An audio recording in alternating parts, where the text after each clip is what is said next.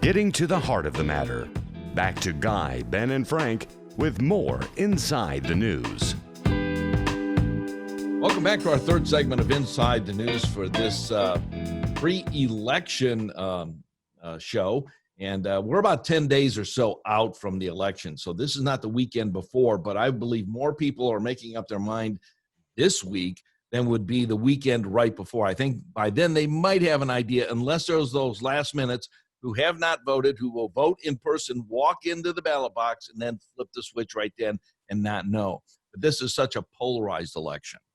Let's go back to the 1920s and 1930s. There was a rise of a young man who came up through the ranks. His name was Al Capone, big crime family back there. Well, you know what? We've got crime families in the present day, and yet they're not doing prostitution. Well, they might, or drugs or whatever. We're talking the Clinton crime family. We're talking about the Biden crime family and the corruption that goes deeper than what anyone would have ever thought that could happen in Washington. We elect these people up there to Washington to be congressmen, senators, vice president, whatever. We expect them to be above the fray and to have a good ethical standing. Aha, my friends, contraire, contraire, as they say on college football. Frank, go.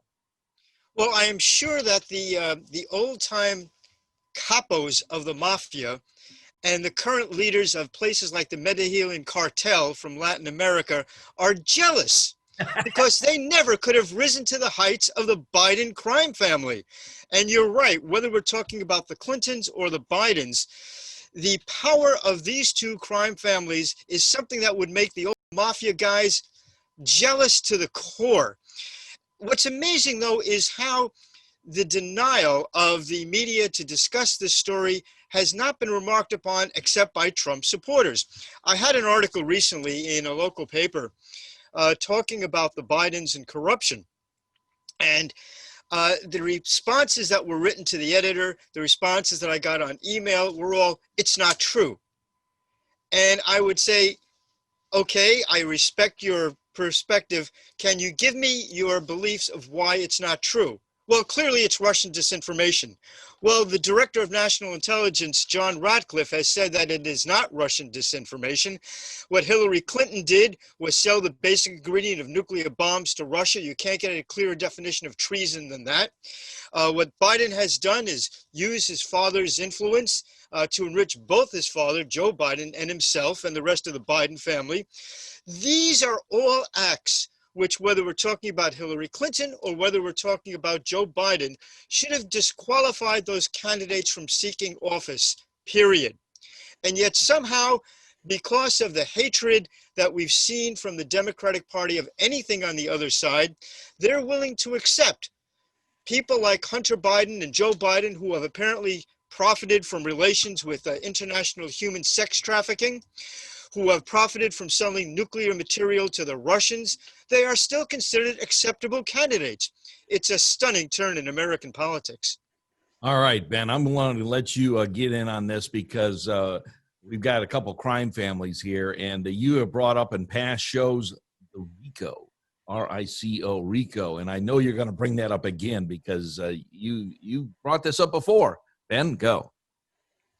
Well, the RICO statutes would definitely apply to the Bidens, who rarely do you get an inside look that is so clear and convincing and overwhelming as having tens of thousands of emails involving Hunter Biden and his business partners discussing their criminal activities. And let's be very clear on a couple of things. The emails are 100% authentic. They're absolutely real. They've been verified on multiple fronts, including those who are involved in the email chains coming forward to say, yes, those are real emails. The provenance of the computer that was left at a Delaware computer repair shop has been proven. It's been stated, it's very clear that this is actual, this is real, and it just lays out exactly what the Bidens were doing while Joe Biden was vice president and in the years after he left the vice presidency, and that's selling influence and access into the White House, trading favors, trading foreign policy decisions in return for money. And the biggest buyer of all, the Russians were buyers, the Ukrainians were buyers, but the biggest buyers of all were the Chinese, who have tons of money to splash around. And it fits the Chinese model of corruption, which is we'll pay off all your family members, everyone will get rich, and you can wash your hands. You, Joe Biden, don't have to take a direct payment. We see from the email trails that have come out, and there are a lot more to come. Roughly a quarter have been released so far, but these are so salacious. They lay out exactly how the Chinese were paying off the Biden family, how money and equity interests were held by Hunter Biden on behalf of his father. And it is a classic lesson in why you don't have a drug addict as your partner in crime, because Hunter Biden, the drug-addled son of Joe Biden, was dumb enough to go leave a computer with a computer repairman. And by the way, two of Hunter Biden's partners, Devin Archer and Bevan Cooney, are now convicted felons on matters that Hunter Biden was intimately involved in, where he was not charged. And those two are both sitting in prison today. And why was he not charged? I think we all know the answer to that. You know something, Ben brings up a great point there, Frank. And, you can just hear Hillary Clinton up there in that place up there in New York that she lives at. And she's going to say, what a loser. How stupid could he be? At least I tried to smash my phone and my hard drives and everything. He just took it in. When the police come in to raid you, what's the first thing they go for? The hard drives. Not so much the computer, but it's the hard drives that's got the data. And he just took it right in there. Here, fix my computer. Boom. What an idiot. Yeah, the salesman at BleachBit really lost a sale this time around. It's unfortunate for the economy for them, I guess. But what really is established here is the feeling of invulnerability that Democrat leading figures seem to have when it comes to violating the law. You know, our friends on the left have for decades told us that there are two standards of justice in the United States. Well, they're sort of half right. There are two standards of justice in the United States, but it's not between the rich and the poor. It's between Democrat Party leaders and everybody else. Clearly, crimes that any ordinary person would have been locked up for with the key thrown away afterwards don't seem to bother the Democrats whatsoever.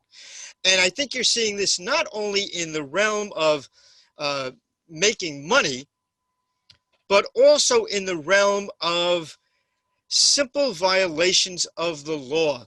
Whether we're talking about pecuniary interest, just getting money on the side, whether we're talking about, and yes, I'm going to say the phrase, committing treason, as did Hillary Clinton in the sale of nuclear materials to the Russians. We see the Democrats continuously skate. We now see the genius of people like George Soros and others who have spent a lot of money making sure that local district attorneys and state attorney generals have been Democrats, liberal Democrats that have gotten into power. We all wondered why so much money and attention is being spent by the left on these races. Now we know. When the most basic prosecutions come about, well-placed left-wing Democrats serving as district attorneys or at state attorney generals are able to use their power to quash any potential investigation.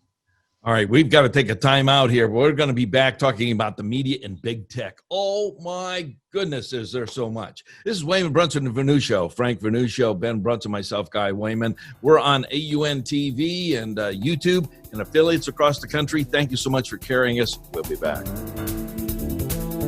You're listening to Wehman, Brunson, and Vernuccio, Inside the News.